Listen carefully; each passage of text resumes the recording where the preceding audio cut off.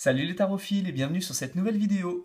Aujourd'hui, une neuvième vidéo consacrée toujours à mon oracle, l'oracle des origines. Et là, cette fois-ci, donc, je vous présente le neuvième binôme qui sera, après celui de la balance que nous avons vu dans la précédente vidéo, cette fois-ci qui est consacré au signe du scorpion, et donc évidemment associé au signe astrologique du même nom. Alors, le scorpion va se diviser en deux. On va avoir d'un côté la piqûre et de l'autre côté les pinces. Alors le scorpion était un animal qui était assez vénéré et en même temps craint. Alors il était très analogue au serpent, les deux fonctionnaient ensemble et de temps en temps l'un pouvait se confondre avec l'autre. Et d'ailleurs, c'est pas pour rien qu'on retrouve ce symbole, le symbole du scorpion, le symbole astrologique du scorpion, qui ressemble un peu voilà, à une forme serpentine et sinueuse.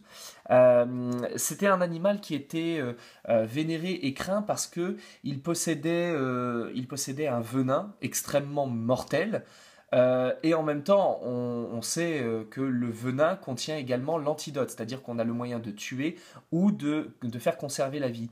Et le scorpion avait, le scorpion comme le serpent d'ailleurs, avait cette double fonction, à la fois d'être dangereuse pour les hommes et en même temps d'être utile aux hommes parce que ça bouffait la vermine. Donc c'était quand même un côté assez sympa.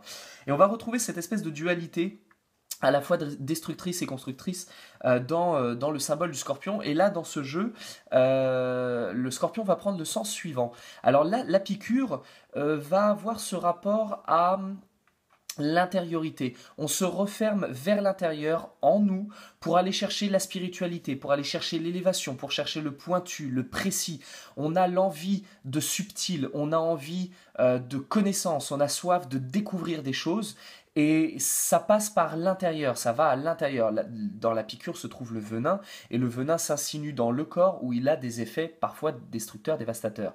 Et la piqûre de scorpion va mener vers cette découverte qui parfois peut être la découverte d'un exotisme merveilleux ou de la découverte parfois par exemple de notre aspect sombre, de la noirceur que l'on peut avoir à l'intérieur. Donc il va y avoir un sens d'initiation, de découverte, de mystère, de secret. Et de l'autre côté, on n'est plus à l'intérieur, on part complètement à l'extérieur. À ce moment-là, on arrête de chercher en nous et on va chercher dans le monde à l'extérieur. On passe au-delà de toutes les frontières. On voyage par le monde, on propage en grand ce que l'on a découvert. On peut partager nos expériences et on va essayer d'aller découvrir au-delà de ce que notre petit monde nous réserve.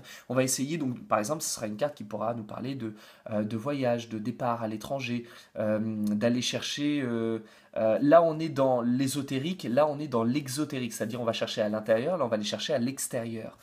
Et donc les deux ensemble vont nous permettre d'aller découvrir de nouveaux horizons à l'intérieur de nous, nouveaux horizons à l'extérieur de nous.